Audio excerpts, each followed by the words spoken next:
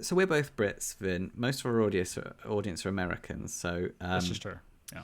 I have to apologise that we have put a roadblock in the Activision Microsoft merger deal. Yes, especially because of the fact that me and Chris are both on the CMA board, and we were the people that sort of pushed to get this blocked. Like we were the ones. We were just like, this is very silly. It's way too much money. Yeah, too much money come into the UK market.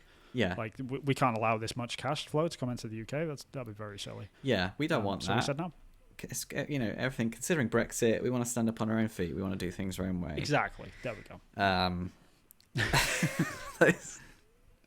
I can't think of any. I literally can't think of why this was blocked. I have no idea why it was blocked. The stupidest reason in the world. Yeah. So, like, for those of you that don't know, if you've been living under a rock, then congratulations. That must be a very comfortable rock. But so the UK antitrust regulator, the Competitions and Market Authority, also known as the CMA, have announced that they will block the Microsoft acquisition deal, which is currently sat at $69 billion with a capital B. US dollars, and the UK were just like, no, we don't like that, so we're not doing that. And it's not something that Microsoft can ignore, because the UK market is the second biggest market for Xbox as a sort of platform. Many folks in the UK play on Xboxes. They choose to play on Xbox over PlayStation. I think until quite into the middle of the last generation, I believe. I think the market share was actually Xbox over here. So that's how big of a deal it is to UK gamers. So the fact that this was blocked is kind of silly and very, very strange, because the majority of the gamers over here, for the most part, are Xbox players.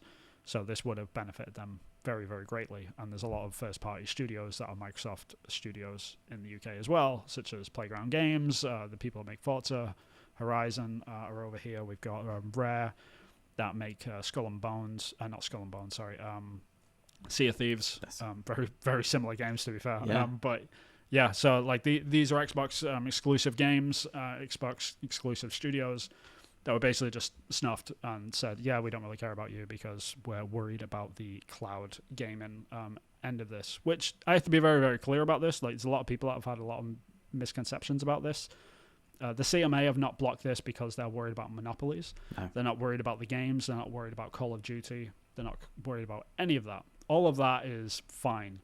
The thing that they're worried about is very specifically cloud gaming and the emergence of that market, which is very bizarre for that to be picked up. But they think it's going to be big, and therefore the merger could kill it. Yeah. Even though we've had multiple companies over the past sort of 5 years fail and die because the market just is not as strong as people thought it was going to be yet. Yeah. Stadia crashed and burned. Stadia is the big one. Yeah. And they were actually called out in the sort of descent of all of this, right? Yeah. The CMA actually referenced Stadia and said, well, look at Stadia. They died out because of Microsoft's dominance in the market. It's that's not really what happened. It's just Google kind of mishandled that whole thing. Yeah. They always do. Google always give every single project that they do a year, and if it hasn't hit major success, they kill it. This is tried and true thing, but that was sort of called out as a point of concern for Microsoft having a monopoly over in the cloud market, which I don't know. This is a very strange one. But how do you feel about this one, Mark? Well, I can see both sides. I think it's silly. I think it's I think they're being overly cautious. But I can understand their concern. They don't want to kill cloud gaming, and these are some of the biggest games that are going to be on these cloud gaming services. So therefore there's some weight to it. But the Stadia thing was from mismanagement, and that's no secret. Everyone knows that Stadia thing wasn't from anything other than just mismanagement, and they weren't offering a product that people wanted. Therefore, it didn't do very well, and it died. This merger, I can't see that being an issue for cloud gaming specifically. It's too broad to come down to just a few games. But what I think is going to happen is that maybe Activision could be like, okay, well, we'll make sure that on cloud gaming we'll make some allowances or something or other. They'll have to appease the CMA to get it through on appeal. I think they'll have to make some allowances or make intentions clear about use of cloud gaming with the IP and things like that, possibly. Because it was such a small part of the deal that wasn't really being focused on. So it might, hopefully it's just crossing the I's and dotting the T's, which is why they've put this roadblock in. Yeah, I guess like the thing about the cloud gaming thing is that if the CMA are so worried about Xbox's dominance, which is already silly in and of itself, because Xbox are like, they have like a third of the market share than what PlayStation have got. And PlayStation are dominating on IPs right now. They dominate on console sales, on the IP sales. Everything first party, PlayStation does bigger and better sort of thing. Yep. But they're worried about them getting, like collapsing the market. It's preposterous in that respect. Yeah, like Microsoft very, would just very be silly. like, we're in charge of everything now, ha ha ha. Yeah. And it was all because of cloud gaming. Yeah, exactly. Like there's that. It's like, no, that's not going to happen. And that sort of leans towards they've kind of shot themselves in the foot, because what they're saying is that without Activision and without Blizzard under their belt, they're still succeeding in cloud gaming by themselves. Yeah. So what is that going to stop at this point? They're just going to be... That's going to be the argument. It's already growing. Yeah, it's already being more successful. They'll present the figures. They'll be like, PlayStation are already dominating in this. It will get further to 50%, but we still aren't in charge of that side of things. So if that's your argument, PlayStation are still winning. So what's the problem? Yeah, and it's that which annoys me more than anything, because like in the other two consoles, like the big ones is Nintendo and PlayStation. So Nintendo have market share in console sales for the Switch, like over the other two, without like hands down. Yeah, without the doubt. Price point's a bit different, but still, yeah. Yeah, very different. So then, if Xbox are behind on hardware sales, like that's okay. Like it's okay if Nintendo run away with the ball on that one. That's fine for the CMA. If PlayStation come out and have twice as many games, twice as much success, and start selling their games for $70 a piece, right? Or like in the UK, it's the increased price. I don't actually know what it is in the UK at the moment for a full price game. That's okay. But if Xbox, how dare they want to get a little bit of a head on any of any of those sort of markets? So now that Xbox has got a little bit of leniency, a little bit of a head on cloud gaming, now that they've found their foothold in the industry and what they can do with it, that's suddenly a bad thing. It's very strange to me that, like, if it was any other company, because I don't know if it's because Jim Ryan happens to be a British person, and he's he came in and gave this huge speech to like sort of say, well, cloud gaming's going to destroy PlayStation, which is nonsense, obviously. Yeah. Because like Nintendo went there saying the same thing. Nintendo don't mind. Nintendo, because all this really comes down to is who owns the exclusive rights to these IPs. And it's okay because PlayStation has a huge catalog of first party IPs that aren't on the other consoles, as does Nintendo, but Xbox don't. But the fact that they're trying to buy that, and that's suddenly a bad thing for the CMA. That's what I have my problem with. It's kind of like if it was any other company, I would understand this argument, absolutely. If it was PlayStation doing this and they were just trying to get even more IP, like, I understand that, because it's kind of like, Xbox sort of don't have enough IP as it is. Yeah. And it's kind of like, that would just be, stop it, he's already dead meme, like, put underneath here, you know what I mean? And it's kind of like, that makes sense. But for Xbox, it's like, if anyone should be allowed to buy out a publisher, it probably should be Xbox, because they need the IP. Yeah. You know what I mean? Like, that's the part that's strange to me. Yeah, like, Starfield hasn't come out yet, but God of War, Ragnarok, and The Last of Us Horizon. 2, and Horizon, they have all come out, and they all have done amazingly well. Yeah. Like, PlayStation hasn't had anything that scale. Yeah. So what the hell, So they are due a win, and they're buying it, and it's fair enough. And it's I mean, if you've got the cash to do it, like, you should be allowed to buy it. That's the capitalist sort of society that we live in. You know what I mean? Yeah. Like there's only so far we can push against that before we become hypocrites a little bit. But yeah, it's such a strange thing. So you think it's gonna pass under when they what do they call it? Contest the ruling. Yeah, so I don't think it's going to get to that, because I think they're already like obviously Xbox put out a statement saying they are going to contest this. Doesn't really matter too much. Like if the CMA say it goes, then they're pretty much backed up by the government at that point. Like the UK will, sort of like that'll be the sort of thing. But you think it's dead in the water then, or?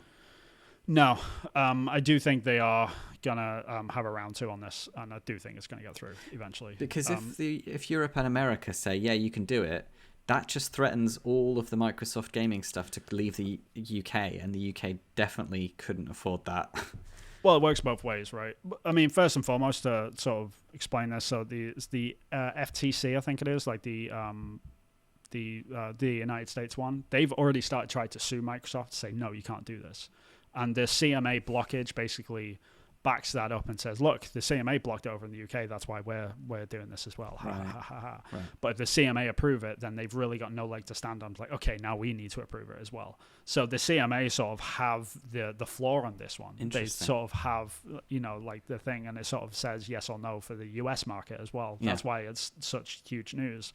It's not just about the UK. The European market has sort of said that they do want to approve it. And they've already signaled that they are going to approve it.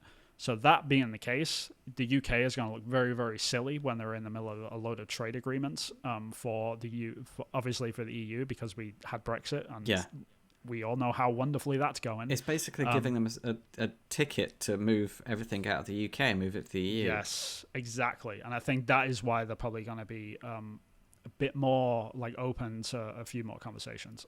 So There's been a few lawyers on Twitter and stuff that you can reference that have been saying this exact same thing, which is like, there is a moment here, and the CMA have already signaled that that's the case. And if you read their ruling on the actual Microsoft acquisition sort of blockage, they have a lot of, if Xbox were to have done this, and if they were to have done this, and they would have done this, then we would have said yes. So there's a lot of suggestions in the ruling. Okay. That are kind of like, okay, like, so if Microsoft come back, it's like, okay, we'll do X, Y, and Z, but we're not doing A, C, and D or whatever. Will you let it through? Yes. Okay, then it'll go through. One of those concessions, and one of the big ones, what people are talking about, which is not necessarily a bad thing for consumers, is that if the CMA said, if Xbox had mentioned that they weren't going to raise the prices on Game Pass for the next 7 to 10 years or something, what it was, I can't remember the exact sort of time frame they gave, then we would allow it through, because the concern that they've got is like they're going to get a wholesale market for the cloud game and then raise all the prices on it. That's their worry. Give no one choice. Which is, like, that's it's a bit silly. Society. Yeah, but that's a bit silly because it's always going to be balanced by the price of a game. Yeah, always. Exactly. Yeah, because like I don't think they realize, and I was talking to someone, I was talking to a guy that I know on Twitter about this. It's like I'm one of these weird people, and I know everyone. I'm definitely in the minority on this, but I am looking forward to the day that every single game is on a subscription service. I really am, because like if I could pay like $50 a month or something just to play any game that I want on any console, I'm all for that. Like any day of the week. But I know I'm on the minority of that.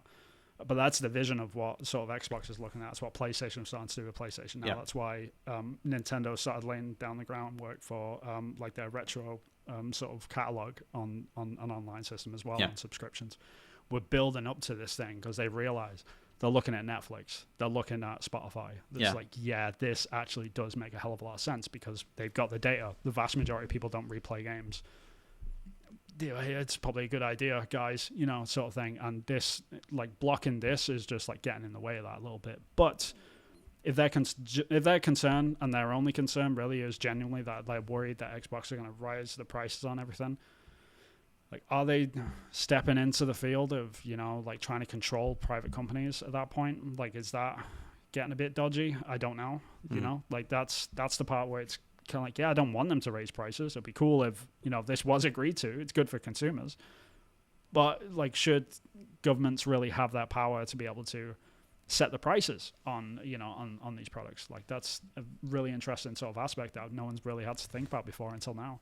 Yeah, that's interesting that they've set that with their agenda being not wanting a monopoly. That's their major role, isn't it? They want to make sure that nothing is a monopoly, and they're ruling on the fact, is it a monopoly, yes or no? So that's really interesting that they've had that as a suggestion to be like, it will go through if you can guarantee no price rises. But that's also interesting because the UK government, at least, are terrible at managing inflation. Exactly. Yeah. And so for them to say that, that's why this whole thing is very silly. Yeah. Because it was any other government, yeah, but this at like, any this other point of time in British history, government. yeah, Yeah. because Any other government. it's been like the early 90s, late 80s, early 90s that inflation has got away from the UK, even more so in comparison to America. Even like the UK has kept a hold of inflation really, really well over the last sort of 30 years. But now we're in this situation where we're not in comparison to Europe or America. Mm-hmm. And then the CMA are saying, yeah, fix this price for this, when you've got huge, massive like energy regulators that are like, we cannot guarantee price fixes. We need government help. Yep. This is the sort of the economy we're in at the moment. So that's really odd for them to make that suggestion. Yeah, it's fascinating. Because if I was in the US making, heading up these deals, I'd be like, no, what if inflation goes through the roof? We're going to be losing money. Yeah. If inflation skyrockets again because of another black swan event, or whatever they call it, and we've fixed our prices for 7 to 10 years, they'd have just made it so cheap. But then again, would they just get rid of half their back catalogue and you can only play a few games? That's the problem, right? And then you're affecting the market because you're getting a load of developers that aren't getting deals, and they're also like, the economy's gone. This is the thing, like they only ever look at the UK consumer, like ever. Like they never look at the development side of this. That's what annoys me about all of these things. Yeah. It's like they don't look at the fact that they've got Xbox studios, first parties, people that are getting paid salaries to work at these companies in their own countries. And it's like, you really don't realize how much this affects development side, man. Like, just whole studios are dependent upon these deals for Game Pass. Like there's indie studios in the UK right now that are getting deals chalked up with Xbox right now. That's going to sustain them for the next 5 years straight. Yeah. And they're completely ignored. It's just like, well, the consumer that is spending the extra £5 a month, we're really worried about them. It's like, what is happening here? Like, you know what I mean? Yeah. Like, it's very bizarre to me. Like that's the focus of all of this. Yeah. It's very strange. And isn't there, there's tax on games, entertainment, so that's good for the economy as well. Like, I don't know. Yeah. Yeah. It's like, isn't Xbox taking more money good for the UK market? Yeah, I don't know. It's very strange. But the main thing is that the CMA believe that if Xbox get this deal through and get Call of Duty and get Diablo, then Xbox are going to have a monopoly, specifically in the cloud market. That's their worry, which is kind of like, that's very, very silly to me. Yeah. Because you can't. It's to me, like, what I've always argued, and what I will die on this hill, exclusives drive competition more than anything, in my opinion. And if you give Xbox more exclusives, like you get a lot of people say, oh, it's going to be a monopoly if Xbox get this company. But it doesn't, because then that will drive PlayStation to want to have games to compete with those things. Like, okay, you take Call of Duty off PlayStation consoles in 10 years' time after this deal is all said and done. By the time that deal is done, PlayStation will have put money into forming a studio, more developers, more IP sort of creation, R&D to make a good first-person shooter to compete with Call of Duty. That's just fact. Yeah. So then you've got more games for more gamers to play. Yeah. Competition breeds creativity. This is what happens. That's why we have games like Destiny. That's why it's bought out by PlayStation. That's why all these things happen, like in terms of, all these IPs that we've seen over the years. That's why Ghost of Tsushima exists, because of Assassin's Creed. Like, competition breeds creativity, and it's just like there's no like weird way around that. And the fact that the CMA called that out and said it's going to squash creativity and innovation if this deal goes through is extremely short-sighted in the long term. It's, for like the first year that might be true until a new game actually gets made, but like we're not there yet. So I just don't agree with this ruling whatsoever. It's very, very silly to me. But it's really weird.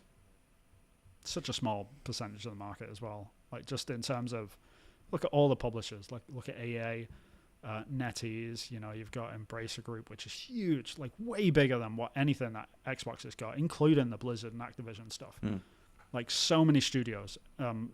Ubisoft is the biggest publisher in terms of like employee count. Like they hire people from all over the world.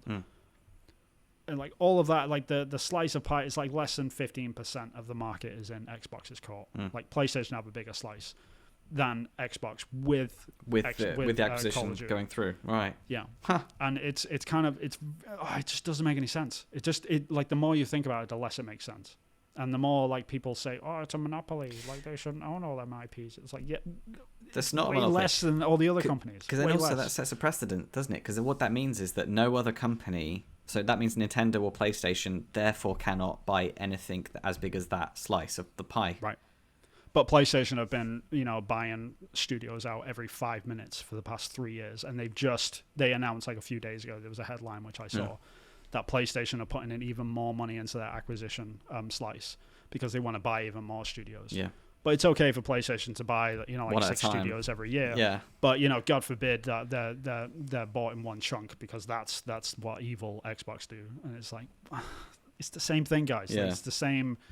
Like, we're all drinking from the same well here. It's all about, like, what games are going to be on these services. Because if you're an Xbox owner, like, this deal not going through, it's a bad day for you. Like, you want to see this deal go through because, like, man, I'd love to see all them games on Game Pass. It'd be great. And like what you said, I think it'll drive competition more. I think this deal will, be better for like, anti-monopoly. Like, I think it would help Xbox and help PlayStation release better games at a fairer price for consumers to be like battle for the consoles. Like, in a way, the console battle is good for consumers, like, because they'll make better games for more money, for less money.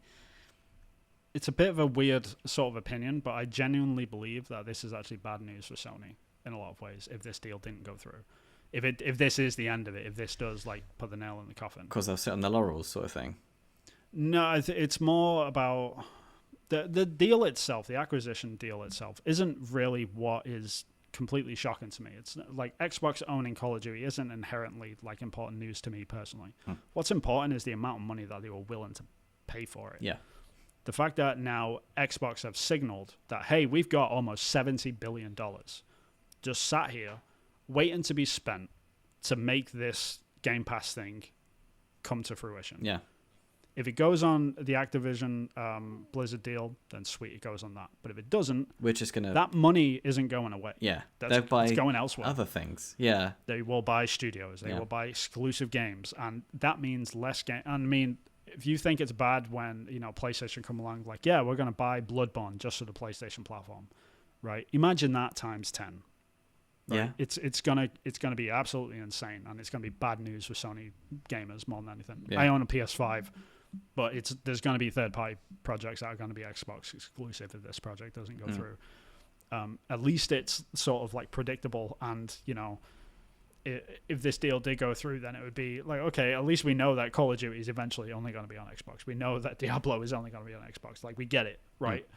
But with this, it's going to be the next From Software game is only going to be on Xbox. Like, the next, Lara Croft game is only going to be on Xbox. The next, it's going to be like that. Like, they're going to be cherry picking IPs out of everywhere, and people are gonna like start being like, oh, now I have to buy an Xbox, and that sort of weird contention, like with gamers that is already there, is just gonna get worse and worse. It's gonna get worse, yeah, and it's much better. It's horrible. Like, I'm not like defending corporate companies or anything, but just like looking at the facts and what is actually happening.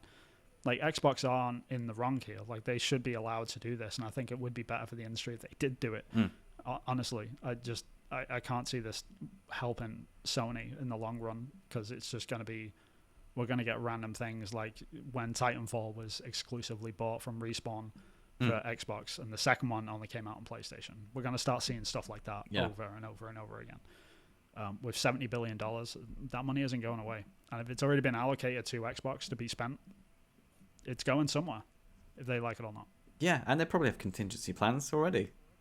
Yeah, it's not like they're going to be sat like, oh, we're going to do all this money. Oh, I don't know. Yeah, this is like the Blizzard Activision deal, and then okay, these are all the studios that we're going to buy if this doesn't happen. Yeah, and it's going to be a big old list. Yeah. You know what I mean? Like, it's not going to be a small list. It's going to be really, really big. Yeah. So like the next Persona game is going to be exclusive on Xbox. Imagine that, right? Like, that's the sort of deals that we're talking about here. That's like, because They've just released all the Persona games onto Xbox. Why not? Yeah. Right. And it's like the next Assassin's Creed. Why can't that be an Xbox exclusive? These are the sorts of things that they're going to be cutting. And I'd be a lot more worried about that if I was Sony than like losing Call of Duty. Because at least with that, if Call of Duty goes, you can sit there and be like, okay, now we have to make a Call of Duty. Yeah. Like S game. And that's a much easier problem to solve. Yeah. You know. And that'd be good.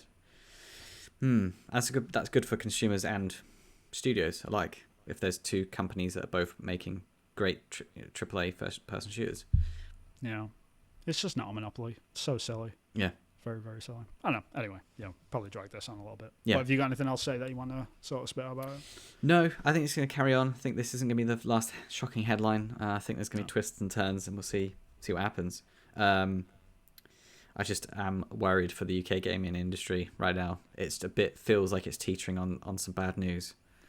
Yeah. I mean, we'll find out before the end of May, I would assume, because that's when the European Union, I think they're giving their opinion in the beginning of June, I think it is, or something. I can't remember it is, and I can guarantee that the CMA want to get something done before that comes out. So clear up this confusion. Yes.